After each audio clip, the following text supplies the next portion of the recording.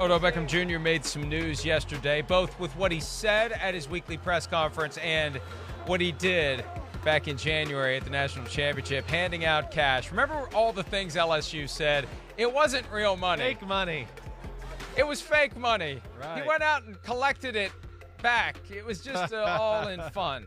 And then Joe Burrow blew the whistle on everything. No, it was real. It was real. It was real money. Yeah.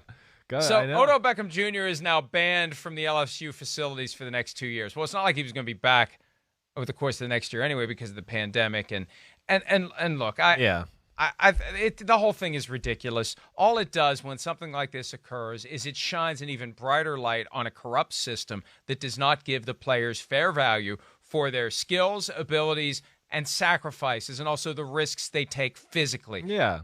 That's the reality. And I've done the full 180 in the course of my 20 years of being in this business because I was drinking the Kool-Aid that this is a violation of the rules. It needs to be taken seriously. I remember the whole Reggie Bush thing, and God forbid that his family get free rent from an agency group that wanted to represent him. God forbid he got unfair benefits indirectly. Look, get what you can while you can. I say that to every kid out there that is playing sports at the college level and getting room, board, tuition, fees, and snacks.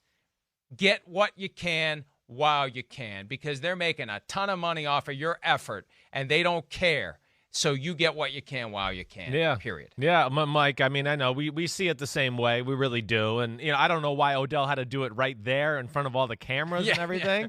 That might have been been set for discretion. Yeah, that might have been the biggest mistake he made. But you're right. It's not going to affect his life. Okay, wow, yeah, he's not going to LSU anytime soon anyways. And, again, I'll state something I've said. This crap's going on everywhere. Every school, everywhere. Now, like I said, it's not happening on the field in front of cameras and everything like that. But it's unstoppable. So I don't even care that he did this. It means nothing to me, and it means I don't look at LSU any worse off or anything like this.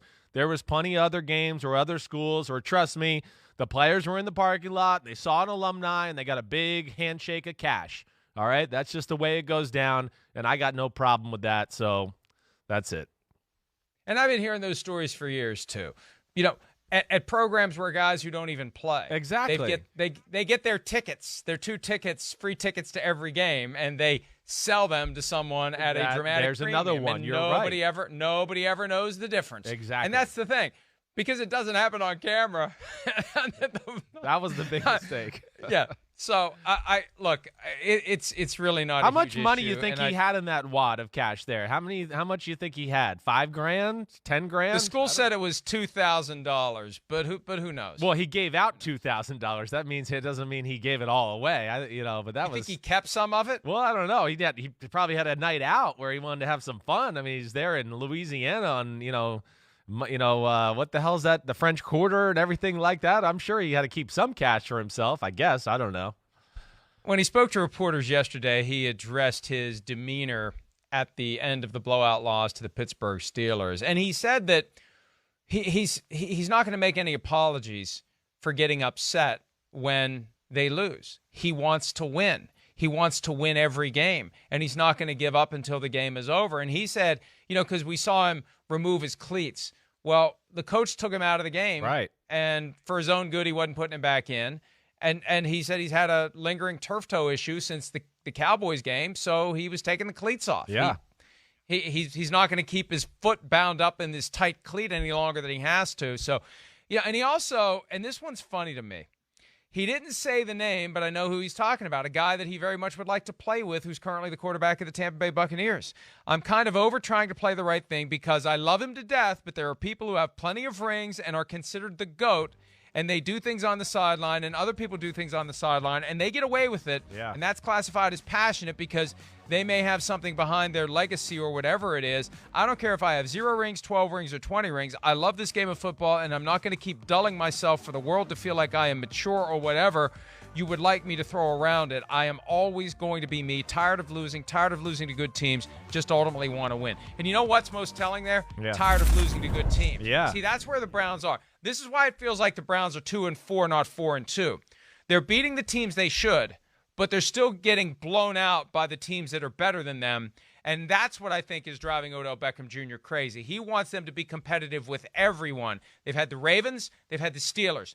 38-6, 38-7. They're not ready to compete with the best two teams in their own division. No. Yeah, you're right. He knows, not that he's been on Super Bowl teams, but he was on a playoff team there in the New York Giants with Super Bowl people, as in Tom Coughlin and Eli Manning. And he understands that it's got to be to another level as far as, you want to start to beat the good football teams. That's going to take another level of intensity, preparation, attention to detail. So that's where I think he is frustrated. And this is, quite honestly, the reason I'm an Odell Beckham Jr. defender and all of these things. Has he crossed the line a few times through his career? Certainly. I understand that. I do. But what I saw, up here in New York throughout his whole career was more times or not a guy getting mad because they were losing football games. Or, yes, they're losing a football game and he's the best player on the team and he hasn't touched the ball the first 4 series of the game. That's to me, and it wasn't because it was like me, I want to touch the ball. He's more like, you explained it the other day. What the hell? We're losing and we're not giving me the ball? That makes no sense. Every wide receiver in the history of the sport would do some of the stuff he did. Now, he's commercialized. He's a superstar. Everybody looks at every little thing he does. And yes, he did cross the line maybe with some of those antics. I understand that. But Jerry Rice, Terrell Owens, it doesn't matter who you talk about. If those things went down, they were going to come over to the sideline and let everybody know what the hell is going on here. Think about Jerry Rice, and I've heard this time and again. The PR staff in San Francisco when he was playing did a very good job of anticipating when he was going to blow his stack, right, and getting him out of the locker room before he could. Right. And that gets back to what we talked about with Ryan Fitzpatrick. Why do you put this guy in front of a microphone yesterday? They knew when to avoid microphones for Jerry Rice and when to get him out of the building right after the game so that the reporters wouldn't have access to him. And Odell Beckham Jr., he just is who he is, and he's right. We see Tom Brady blow a gasket, and it's not like we don't call it out. It's not like we don't point it out. I mean, Brady got relentlessly criticized 2 weeks ago for the four-finger thing and for yelling at Ryan Jensen. But what's the difference? It's passion. It's wanting to win, and that's what Odell Beckham has. Here's where we need to give Odell Beckham Jr. some praise. And this is unfortunate because he had some comments about COVID-19. And I saw what ultimately made the headlines on Twitter. Yeah. He said somewhat flippantly, I don't think COVID can get to me. I don't think it's going to enter this body. I don't want any parts of it. It doesn't want any parts of me. I think it's a mutual respect. He had kind of a half smile on his face as he said that. And this all flowed from the fact that he got sent home last week for a couple of days because he wasn't feeling well and he had to pass some COVID tests before he could come back. And his point was, I didn't have it. But what he said after that, I think, merits attention and praise because he didn't feel well. And it wasn't like somebody came up to him like Jake Delhomme to you after that game in September of 2006 and said, you don't look so good. Right. He went to someone and said, I don't feel so good. So they activated the protocol that required them to send him home from practice on Thursday, practice on Friday. He had to have multiple negative COVID tests before he could come back. He did the right thing. And he said, and here's the quote, it was more in my mind for me and my maturity level. I felt like it was the right thing to do to mention I may have not been feeling well. I wouldn't want it to spread throughout the whole building if there was a case that I would possibly have had it. I was trying to be an adult and precautious about the situation and trying to handle it the right way.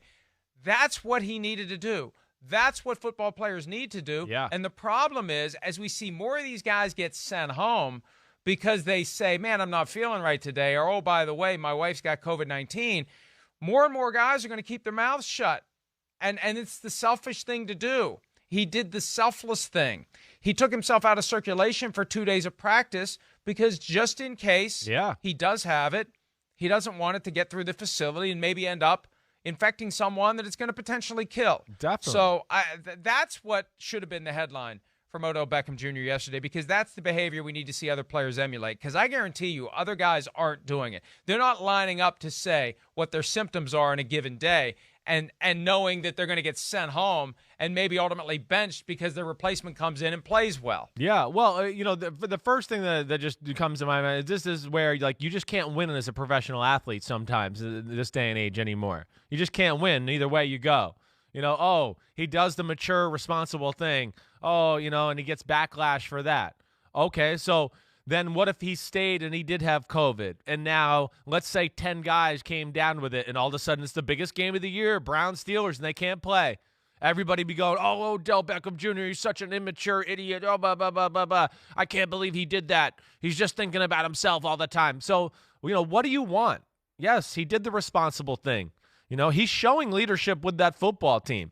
And he's, I like everything he said yesterday. I do. But I hope it can be more of a good example type thing for other players to just look at and go, wait, Odell Beckham Jr. can do it. Then, okay, I can do it too, and go there and tell the coaches or whatever I don't feel well. But yeah, it could go either way, to your point, because maybe it'll scare people too. But I think ultimately doing the right thing is something that needs to be celebrated. He did the right thing.